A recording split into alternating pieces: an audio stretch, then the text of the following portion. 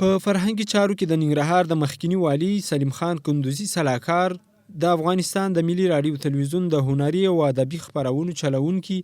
محمد زبير خاکسار څلورم تلين او یادغونډه د ننګرهار مرکز جلال آباد ښار کې د ملنګ جان ادبي بهیر له لوري د ګڼ شمېر لیکوالانو، شاعرانو او د ادب مینوالو په شتون کې ونمانځل شو.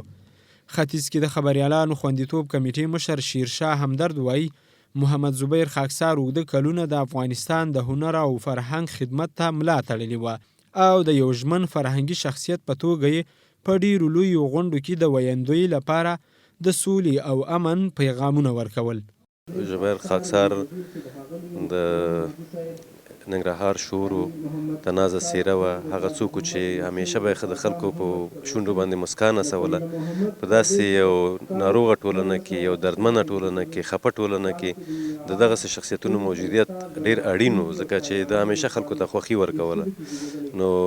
نن څلورم تلین په دې مناسبت سره ټول شوي وو. د یادغونډه کې د انعکاس تلویزیون د نشراتو مدیر شکر الله پاڅون د محمد زبير خاکسار کورنۍ غړو او د هغه ګڼ شمېر مینوالو برخه اخیستې وه. د محمد زبير خاکسار د کورنۍ غړي او مینوال بیا له حکومته ځکه ګیلمن دي چې پر وینا یې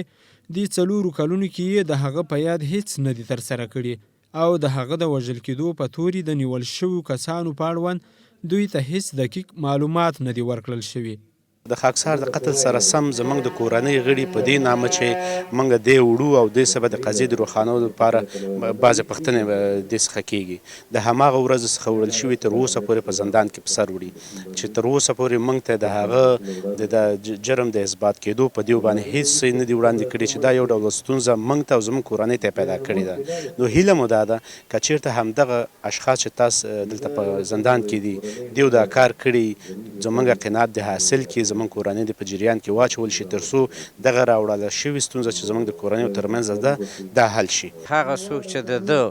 د خولې د طاقت نه درلوده په ډېر بې رحمۍ سره د شهید کوم.